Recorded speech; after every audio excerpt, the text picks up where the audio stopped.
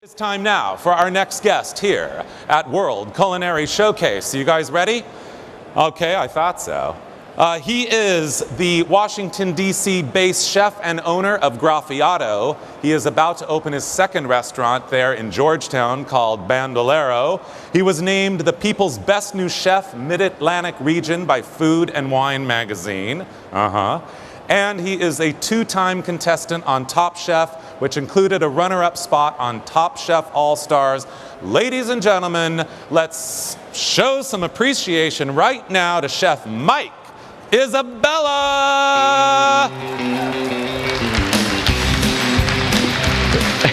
Chef Mike Isabella, how are you? Good, how you doing? Well, we're good, We're all excited to see what you're going to be preparing for us today. We have we have some white powder and some yummy and some more yummy, and that looks good. And that eggs, red onion, and tomato. Or do you say tomato? I say tomato, and don't forget the basil. I mean, I'm Italian, you know. The basil, of course. I was getting to that. All right, good. So what are you going to be making for us today? First, we're going to start off a dish that you'll see sometimes a special at Graffiato, or you'll also see coming up in my new book in September. We're doing a goat cheese gnudi. Which is kind of like it means nude in Italian. It's usually like a filling of a pasta, but without the pasta dough. And we're going to serve that over a really, really light tomato sauce with some prosciutto and basil. Groovy. And then after that, we're going to do one of our signature salsas from Bandolero called sickle pak, which is made out of seeds. You mean your new restaurant that's about to open? In like 2 weeks, yeah. In 2 weeks? So yeah. You must be a busy, busy guy. A little bit. Well, we really appreciate you taking time out of your busy schedule to be here today with us. So without further ado, voila, Chef Mike Isabella. Thank you very much. Okay, well, we got everything rolling over here. Usually whenever I do a demonstration, I always like to try to make it very accessible for the home cook. I started cooking when I was a very young kid with my grandmother. So that's how I learned to cook, and less is more in my eyes. So today, as you can tell, if you see at some of the video, I don't really have many ingredients on the table.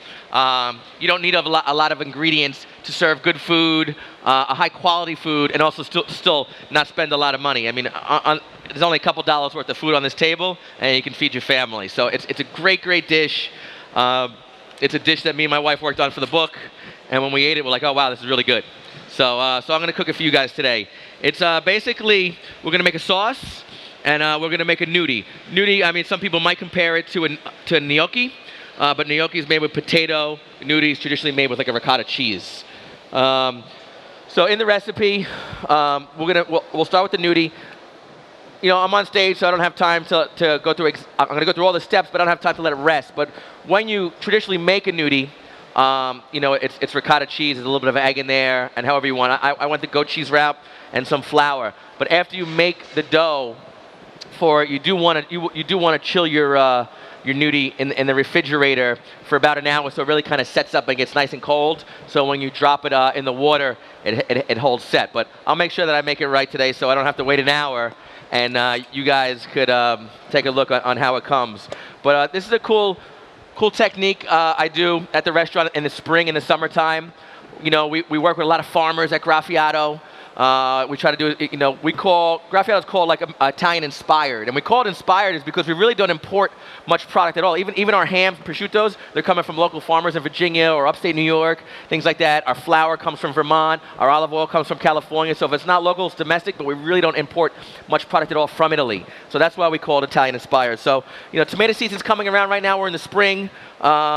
So I got some Roma tomatoes here, and what you want to do with these Roma tomatoes is you want to just put a little X mark on the top and score it, and then you want to drop it into boiling water, and then once you pull it out of the, you want to drop it in for about I would say like 15, 20 seconds, and you're not going to cook the tomato at all. You're just going to really basically separate the skin from the tomato itself, because the skin doesn't have the flavor you want, doesn't have a good texture. I just want a really clean flavor on the tomato itself. So I'll take out the core and the skin, and I have some of those done already over here, as you see. I took the skins off when I was hanging out back drinking a beer. No, I'm really drunk. I wasn't drinking a beer, but I'm about to once I'm done. So you guys come join me. But anyway, we have the tomatoes here. And for me, I'm just gonna quarter them up, take a little bit of the seed out. Doesn't have to be perfect. And we're gonna chop these up. You can put them in a food processor at home if you like. You also have the capability of taking a grater if you don't want to take the whole equipment out and clean it all up and put it underneath your cabinets, which tends to take a long time. Is you could just go right here, get your box grater, and this you're gonna have seeds in it if you do it that way. That's totally optional to you if you want, and you can just grate up this because it's a tomato sauce. So it doesn't have to be perfect. You just want it all chopped up, and I'll run my tomatoes right through this just to kind of speed it up for me. And I like keeping the juice in there. I don't mind the seeds. Again, it's totally optional. You can take them out. If I was at the restaurant, I would take them out to make a little bit more of a cleaner presentation. But again, if you're cooking at home, it's really, when the tomatoes are in season, it's really not going to change the flavor profile at all on what's going on with the tomato sauce. So here we have it. So we took the skins off of the tomato. We grinded them up a little bit. So we have a nice base tomato pulp right here. And I'm working a little sloppy right now. I feel like I'm on Top Chef again.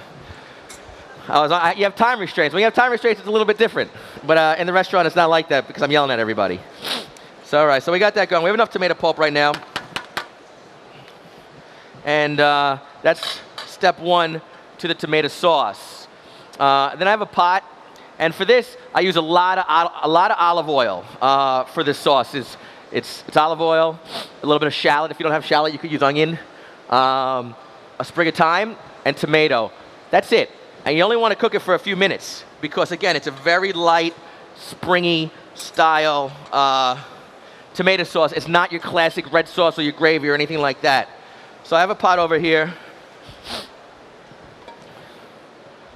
It's nice and warm. I got some olive oil. I don't really like wearing microphones. It kind of keeps falling off. So I'm going to put about a third of a cup of oil in there. You want a lot of olive oil, lots. So I'm going to put it on to warm it up. You don't want this to get hot. You know, if you cook your olive oil at a high temperature, it's going to get bitter. It's going to take away that nice sweetness to it. So we'll put in a little bit of shallot inside of this. So you want to chop it up fine. And you want to slowly cook the shallot. Obviously, again, I'm gonna speed it up a little bit. But you want the shallot to be pretty much submerged inside of the olive oil. You don't want just enough. You want to cover it in oil. So we got a little bit of the oil, and we got a little bit of the shallot. I'm gonna hit it with a little bit of salt. And you should be able to see over here from one of the camera angles, I'm hoping. I don't even know where the cameras are. Oh, there they are. So it might be better. You can see it cooking. Some shallot. So this olive oil shallot, totally submerged. We're going to let that cook for a little bit. We have our tomato pulp that's going to be ready to go inside of it. As that's slowly cooking, I'll put this tomato close to there, so we'll pop it in a little bit. Once those shallots soften up, kind of sweeten it up a little bit, pull some of the sugars out of it, and keep it nice and fresh. We'll throw a sprig or two of thyme in there, just to kind of get it some nice, earthy qualities in there. I love fresh thyme. It's definitely an oil that you want to. I mean, it's definitely an herb I like to cook with, but it is strong, so it can hold up. So again, want to keep it really low so it's simmering.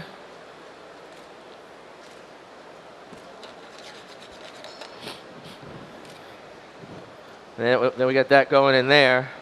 Now it's time to make some gnudis. Now I've been like, I've been making gnocchi forever. For me, gnocchi is like, something I grew up with making. So you stick to kind of what you know sometimes, and when you have to do like, hundreds of recipes for a book, things change, so you have to kind of think outside the box a little bit. So that's how the whole gnudi came into place. And we got that right here. So this is a pretty easy ratioed style gnudi. We have 1, 2, 3, 4, like 4 ingredients. You guys can't forget this. The recipe will be in my book, and I have some book information up here. Once you guys are done, you can kind of take a look at my upcoming book. I also have some recipes for Grandma's gnocchis and the infamous pepperoni sauce that we did in the finale. So this we're going to start off with. You want about 6 ounces of goat cheese. You want a good goat cheese, you know, that you get at the store. Kind of break it up a little bit. I would use, at home, instead of the food processor, I would use a mixer, a KitchenAid mixer with like the paddle attachment. I don't have that, so we're gonna do it in here, and we'll make it work. Not a big deal. And then we got about 6 ounces of the goat cheese in there. And we want to put about 8 ounces of ricotta cheese. Now again, you don't have to use goat cheese. You could use spinach. I mean, the sky's the limit when it comes to creativity. I don't have a measuring cup because I don't really like to measure, because I wasn't taught to do that. Now as I get back to that, my shallots are getting nice and soft now, so I want to kind of put this tomato sauce in there.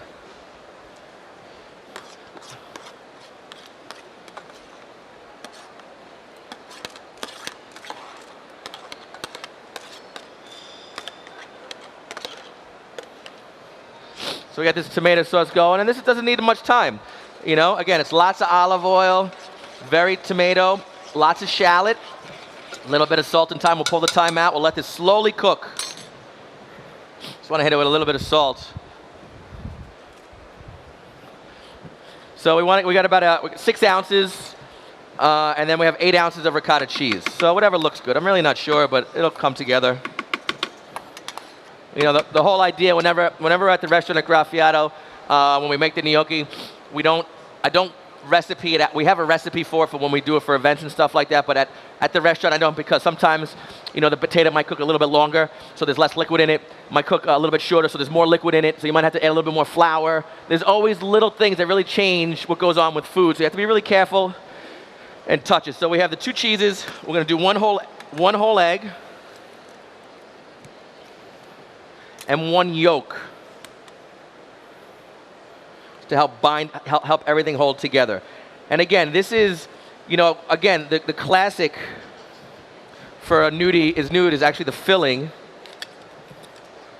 Making a mess over here.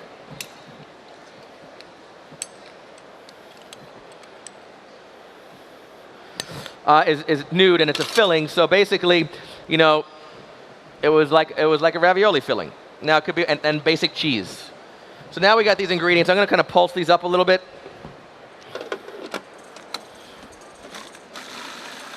Just kind of combine it.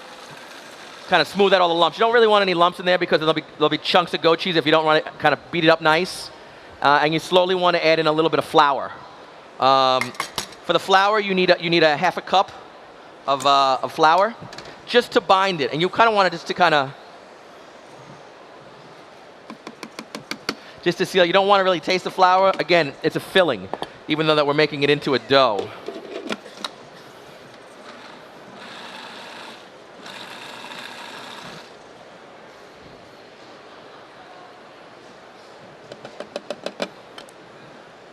So we got about a half a cup of flour in there. Starting to tighten up. It's going to start to ball up like if you were doing like dough. And that's where we're at right now. So we're going to leave that alone. And then we have a sheet tray right here, and I want to have some flour on this tray. You want to make sure you have flour on your hands because it is cheese and it is sticky, and you want it to be cheesy, and you want it to be sticky so it doesn't taste like dough. I mean, who wants to eat a bowl of dough? So this is slowly cooking. Flavors coming together. I got my pot of water on for the gnudis because once I roll them out, we'll go into it and we'll plate this up. Put a little bit more salt in there. And the key to pasta, all pasta, is make sure that your pot of water tastes like it's almost the ocean. We do not season our dishes. We do not put sea salt on our dishes at the restaurant. We do not season our pastas. We'll season the sauce, but all the pasta, we don't even season the dough because it gives spots in the dough. I don't season the dough at all. Everything it gets cooked in very, very salty water. That's the same with the gnocchi. That's the same with the gnudi, and that's the same with the pastas. You want to cook it in a very salty water so it picks it all up together. So it's one of the things that we do at the restaurant. Everyone has their own opinions on that, you know? All food's opinionated. That's just my opinion on what I was taught.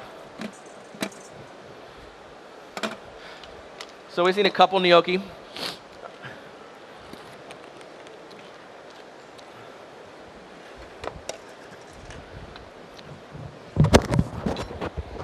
Tearing this place down. Jeez. Some flour.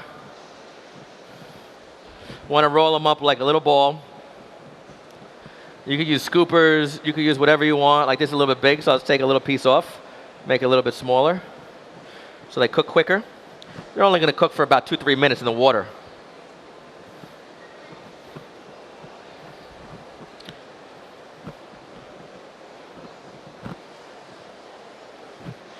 We'll roll out like 5 of these guys. Get messy. Again, look how, I mean, it's just a really simple recipe. Simple that tastes good. And the cool thing about this is, it's like when you eat them, you cook them, and everything's kind of emulsified. There's a little egg in there to bind it. There's a little bit of flour, but it's mostly all cheese, you know. And the goat cheese is not overwhelming. But when you eat these and you cook them in the hot and you serve them right away, it's like liquid center goat cheese. So, you know, again, I'm going to serve this with some prosciutto and basil and tomato. But I mean, you could serve these with some roasted beets and pistachio. You know, classic flavors that really work together well. All right, so we got like 5 or 6 gnudi. It's looking good. I'm excited about these. I'm not allowed to give you guys a taste test. Sorry, so I'll taste them and let you know if they're good. If you sneak up and steal one, I can't say anything to you. So we'll see how that goes. So we got the water boiling. Tomato sauce is like a slow, slow simmer. It's just shallot and tomato. So we're going to drop these little guys in here into the boiling water.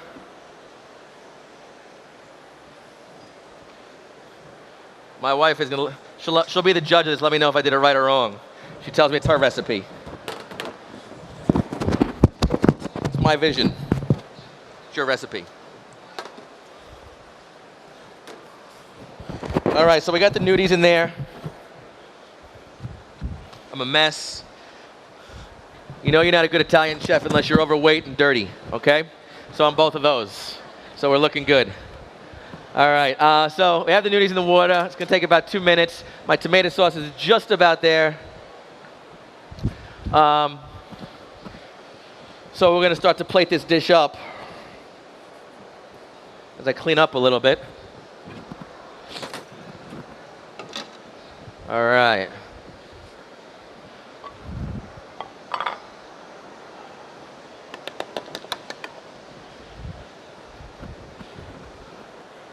So those are starting to float. Even though they're floating, you still want to give them like another minute or so.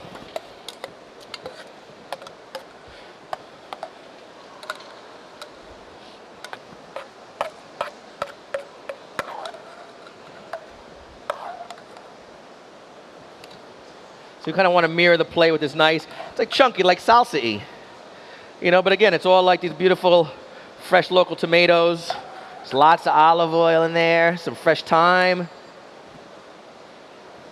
It's a totally different style than what people are used to.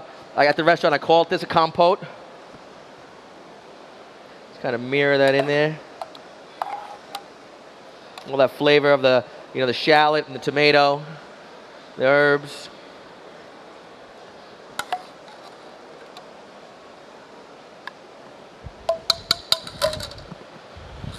All right, we're almost there.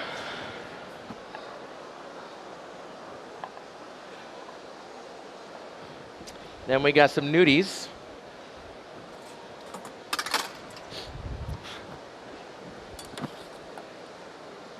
Little pillows.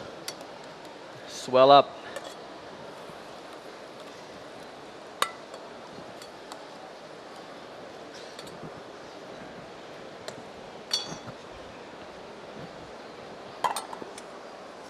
So we got these nice cheesy goat cheese dumplings over here. They're about to explode. We got some nice basil. I got 2 different types of basil over here, and I got some prosciutto. This prosciutto comes from Virginia, from Ali. It's a great local product. And you just want to get some. You can get anything. You can get the Italian stuff. You can get the American stuff. So, tear some pieces of prosciutto. Kind of fold it in. Don't mind a little bit of fat in there. Fat equals flavor, like myself.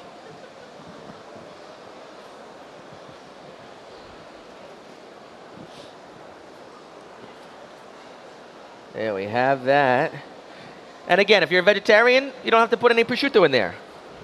If you want to keep it springy and you're a vegetarian, you can put some snap peas, some sliced up asparagus, some English peas, some mint and goat cheese, tomato, and beans. Phenomenal. And then here, we got some little pieces of basil. We'll just tear that up. You don't have to cut it. No extra work. The basil stays nice and fresh and green. I got some Thai basil over here, which has a little bit more of an anise flavor to it. I use Thai basil a lot in my restaurant. People think, it's like, why do you use Thai basil? I said, because it has that flavor of fennel. And fennel is a very, very classic vegetable in Italy. And I'm just doing it in my own style. And it's fun. And here you have our goat cheese gnudi, little sea salt on top for the sauce.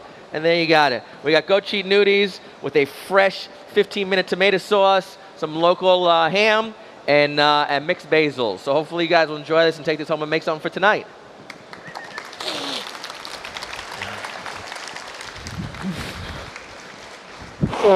Does anybody have a question for Chef Isabella? Questions? Questions, comments? Well, you're an easy crowd over here. We got all professional chefs in the audience. Everyone don't need any answers on this. They're just bashful. Come on, you guys. All righty, right over here. We're going right there, sir. What is your question for Chef Isabella? It's a simple one. Where is going to be your restaurant in Georgetown? What is it? Where? I'm right on M Street in the middle of the block between Wisconsin and 32nd. It's a modern Mexican concept. It's 3 floors. It's huge. It's got a phenomenal tequila program with about 20 different cocktails, lots of margaritas, and we really focus on tacos. Lots and lots of tacos. Octopus tacos, suckling pig tacos, morel mushroom tacos. We'll be there. All right, good. How'd you come up with the name of it? I mean, that must be really difficult to decide. Yeah, for me, name is a very, very crucial part of the restaurant, because for me, it's not just about having a name, it's about having a meaning behind it. And with graffiato, when we came up with graffiato means graffiti in Italian. And it's like the original form of graffiti that started, the Roman Empire times, when soldiers were trying to express themselves by writing stuff on walls or carving things into trees. And, graffiato was an expression of my childhood flavors that I recreate from a professional standpoint. Bandolero was a very tough one. We were like thinking, reading, researching, traveling, and it was like, growing up as a kid, I love like Western movies and things like that. And Billy the Kid was I was a big fan of Billy the Kid. And some people loved him and some people hated him. And he was kind of like a good and bad guy. And that's what Bandolero are. They're Mexican cowboys, and they protect certain people, but they don't protect the other people. And it's a fight. So we just thought it'd be a good fit. You know what I'm saying? With my style and who I am. And you love me or you hate me, and that's kind of the mentality of a bandolero, and that's where we were at with that when we came up with the name. We got someone over there. We have another question. Yes, right over here. For those of us that aren't as grown up and don't care for goat cheese, what can you substitute? Excuse me? What can you substitute for the goat cheese if someone doesn't like it? You could use 100% ricotta cheese. And also, too, what's great, too, when you do 100% ricotta is sometimes people like to either blanch up a little spinach and chop it up and fold that in so it gets nice and green, and you can throw some basil in there, so it's really herbaceous. And you don't have to use the goat cheese. But cheese is, as long as it's a softer cheese, you can do what you want. You can play around with it. We've done this, too, where you can make, yogurt in the Greek restaurant. When I used to do Greek food, you could do, like, yogurt dumplings and put a little ricotta cheese. The Greeks call it mazitra. We do mazitra and yogurt, some flour, and we can serve that with some flavor profiles that are over there. We have another question, Chef Isabella. Mm-hmm. What do we got? Hi, Chef. How are you? How are you doing? I'm fine. What part of Mexico, what region inspired you for the Mexican dishes? Well, I call it modern Mexican because a lot of the stuff is just more my creativity. My training when I used to work for Jose Garces in Philly was his was more I guess Oaxacan and Pueblan. And that's where I learned the basis of what I knew from him, and then I just kind of take it and tore it down and put it back together my way. Another question right here, Chef Isabella. Did you learn anything from being on Top Chef? Oh, I learned a ton. Never do it again. No, I'm just joking. You know, the first time I went, I was always a very cocky, eager chef in the kitchen, and you know, I went there to go win. And when I competed against a lot of great other chefs like Jen Carroll, the Vitaggio brothers, Kevin, kind of got my ass kicked a little bit.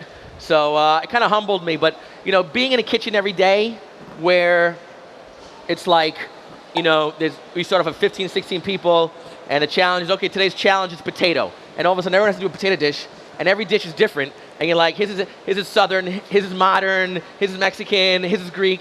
And you're inspired by all the different food that you see when you compete with these great chefs. And for me, I felt like that changed me.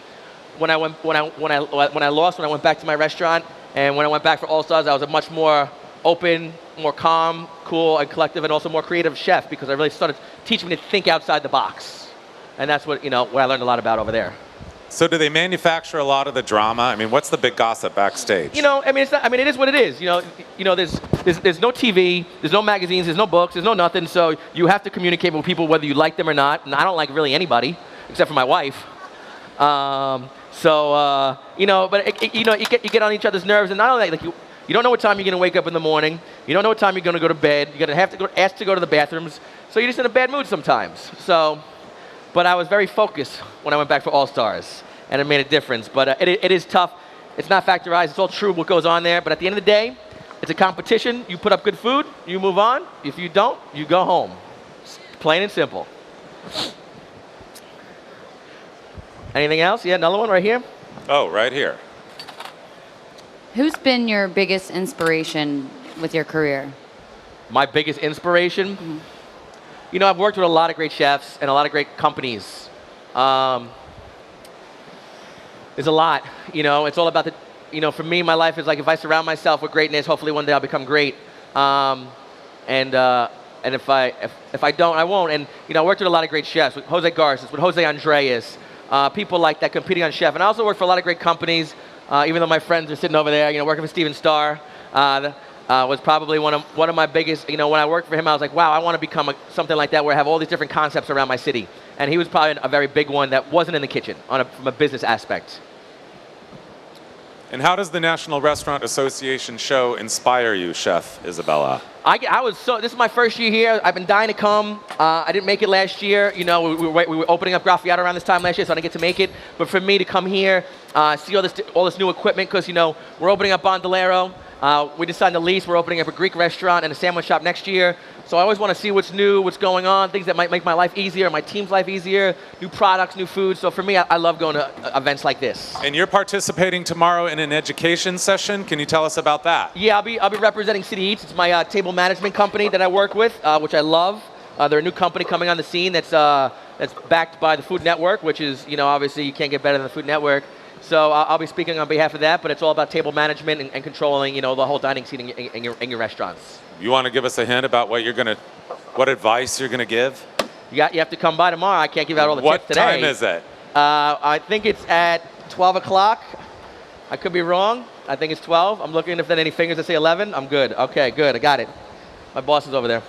11 o'clock. So next we're going to be working on, this is called Sickelpak.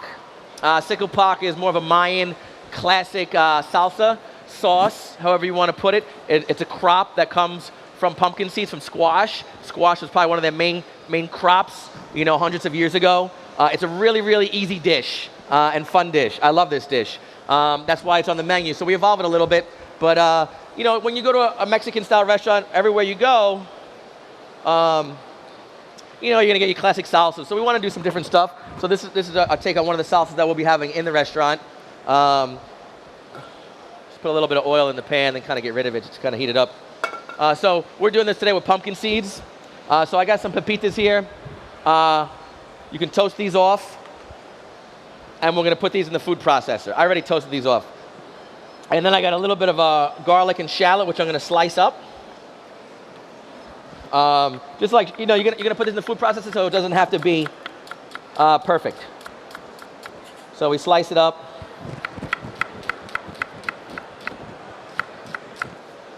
We'll get that in the pan.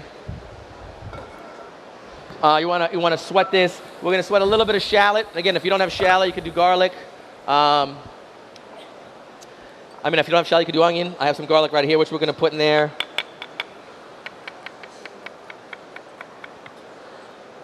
And then also a little bit of jalapeno. Now you have to get the chili in there. I love chili. Now the jalapeno, you can put in as much or as little you want. It makes a big impact. If you want it spicier, keep the seeds in. If you don't want it spicy, take the seeds out. At the restaurant, I usually do half and half because we make it in big batches, and I don't want it to be too overwhelming, but I do want some heat in there. So I'll take half of the garlic, put the seeds in. Half of the jalapeno, put the seeds in, and half not. So we got that cooking down right now. We got some shallot, some garlic. It's always a little bit easier on a real burner than a grill. So that's going. I'm going to chop up a little bit of jalapeno.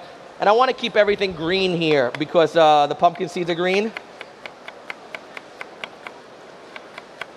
And so I got some nice herbs. This is a easy recipe. I'll tell you, I don't know if you guys watched the first season I was on the Vegas season. I did this as a sauce on a dish when we had the cactus challenge. I did some like cured cactus with raw tuna and a pumpkin seed sauce. I made it more into a sauce than more as a salsa, and I won $15,000. So it's a good sauce. So it's on the menu. I guess they liked it. If they like it for me to win some money, I'm going to put it on the menu. So we have a little bit of that working right now, sauteing up. A little more oil in there. I'll put another jalapeno just for the heck of it, because you guys probably aren't going to try it all. So Chef Isabella, we understand that you have a very special way of getting around Washington, D.C. Yeah, I do. I just bought, I have like 2 scooters. But one of them is a custom scooter that I had made for me from this guy in Atlanta. They're Honda scooters, the Honda Ruckuses. They're really cool scooters. And, D.C. is probably one of the worst cities to drive in. It's like horrible. It takes me like 40 minutes to get from Chinatown to Georgetown, during rush hour. And when I'm in the day at Graffiato or the night at Bandolero or vice versa, it's very hard to get back and forth. So with my scooter, I run red lights, I cut off people, I do all that stuff, and it's awesome. So it's customized, right? It's not your average, everyday, run-of-the-mill Joe Schmo scooter. No, it's not. I mean, in D.C., if you have the basic scooter, which I do have one of those, they're about 49 cc's. And that means that you don't need a license, you don't need insurance, you don't need anything. You can park on the sidewalk. So I bought the frame, so I got the title for it that said 49 cc's, but my engine is about 185. So when the cop pulls me out, I show him that's 49 cc's. He's like, yeah, but that's fast and loud. I was like, I don't care. This is what the paper says. So yeah, it's like nice chrome rims, and it's purple, and I got Graffiato logos all over it, and you want to have some fun. I said, listen, things are going well, business is good, so what could I buy myself as a toy? Is it a remote control car? What is it? Something that's really obviously affordable, not like Bentley or something like that. But so that's what I turned into. So I got my scooter, so I cruise around town in that. Now about five of my management have scooters, and they all cruise around the city, so we're like a little gang. You know what I'm saying? So don't mess with me, okay? We'll take you out. Well, we know you're going to look really great pulling up to your new restaurant in that scooter, and also pulling up to the tattoo parlor, Chef Isabella, right? I do have lots of tattoos, and my tattoo artist is 1 block away from me in Georgetown. So I think that's one of the reasons why I decided to open up a restaurant there, so I can go get more tattoos. You got to get one for at least every restaurant. So so I'll be there a lot this summer. I've been there a lot. I get my leg done, my arm done. Everything's rolling right now. So as we're rolling, I got some pumpkin seeds.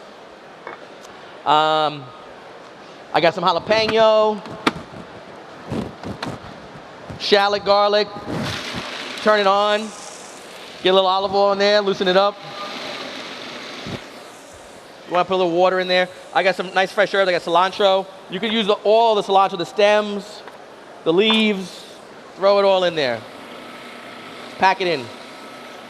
Nice and green. You want to get a little water in there. I knew I forgot something, but since you guys aren't going to try this, I'll use my water because I'm going to try it. You want to get about a half a cup of water in here, loosen it up a little bit. And the big part of the color that helps it out is the parsley, which doesn't have a dominant flavor, but you want to put some nice Italian parsley in there. You don't want to use too much of the stem. It's a little bit thicker. Some lime juice. Every salsa needs some lime juice.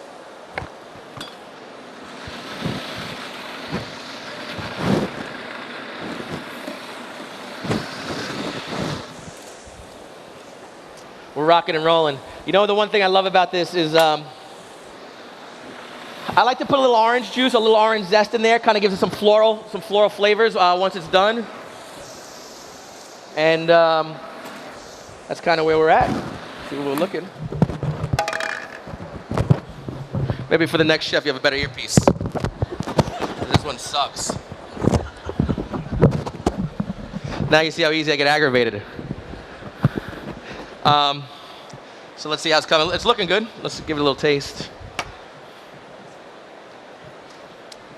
Need a little more salt, then a little more acidity, and a little more olive oil.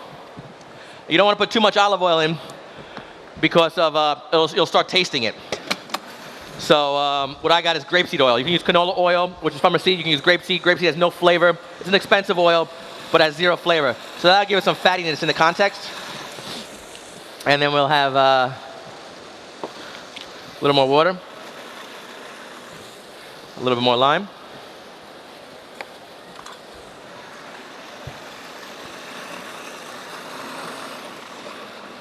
All right, we're looking good. We're looking good. Got a little bowl. At the restaurant, I serve this with, instead of tortilla chips, I serve it with chicharron, fried pork fat. I mean, who doesn't like fried pork fat? You know what I'm saying? Nice and crispy, unctuous.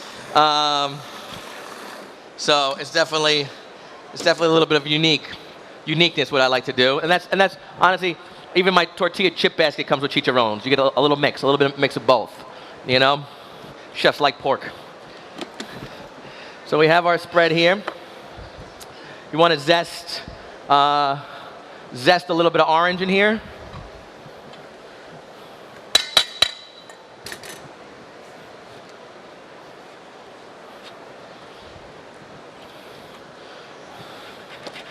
Do we have any more questions for Chef Isabella? I know you guys have questions. Here's one right here in the front row.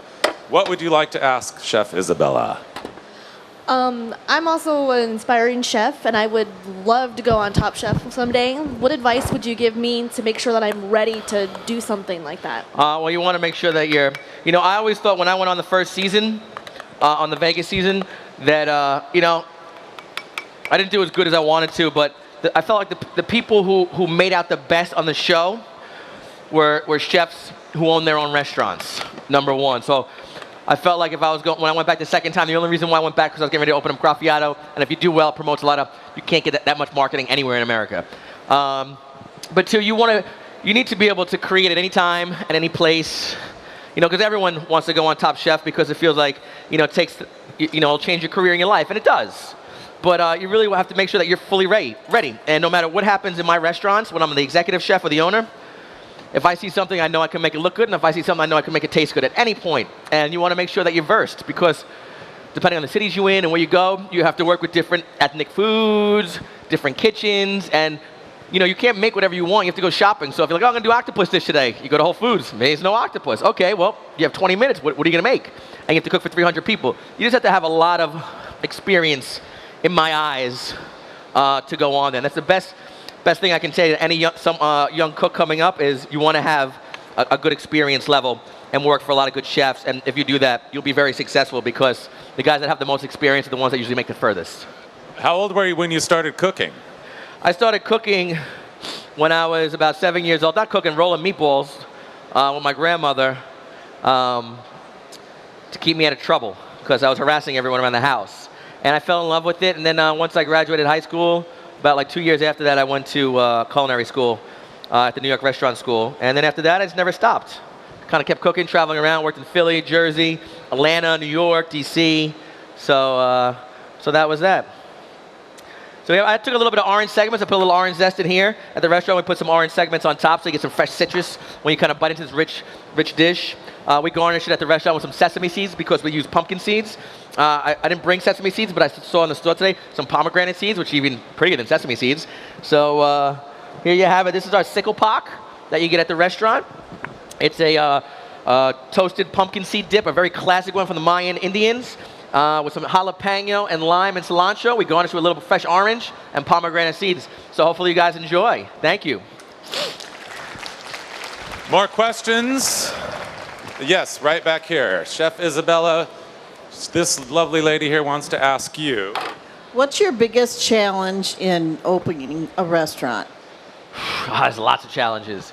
My number one thing is obviously, you know, my rules that I go by is good food, good service, good value.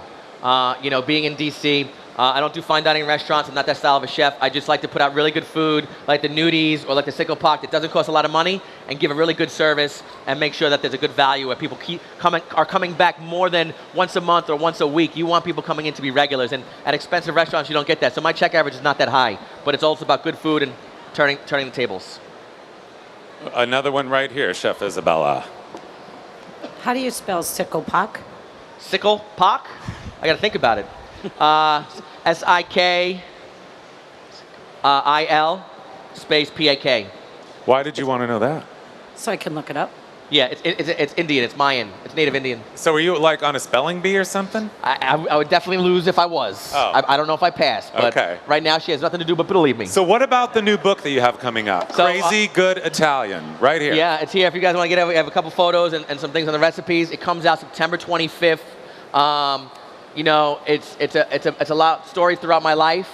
It's a lot of like more Italian Mediterranean food. I have a lot of my grandmother's dishes in here, like some of her gnocchi and pasta and gravy. And it goes through some of my travels throughout Greece, all the way to Graffiato and some of the food that's in Graffiato. So it's all small plates, like similar to what we do here, but a little bit smaller than that. And it's meant for you to choose, like, all right, you come home, you're someone who works. Let's pick out 3 dishes tonight for me and the family. And then you can have 3 different, and it's made for like around 4 small servings per person. And if you have a family of 4, you pick out 3 dishes. Let's do some pasta. Maybe let's do a warm asparagus salad. You know, and let's do this and then maybe let's have a dessert or whatever. And that's kind of how it's based. But it's made for the home cook. My wife tested all the recipes. So if there was any products that she couldn't get from the store, we would take it out. So everything that's in here is very home accessible. So it'll be great for all of you, September 25th. Crazy good. One more question right back here. Hi, Chef. I work for Garces Mexican restaurant now. I'm just curious to which one you worked for when you were in Philly. I worked at Alves. I opened up Alves with Jose Garces.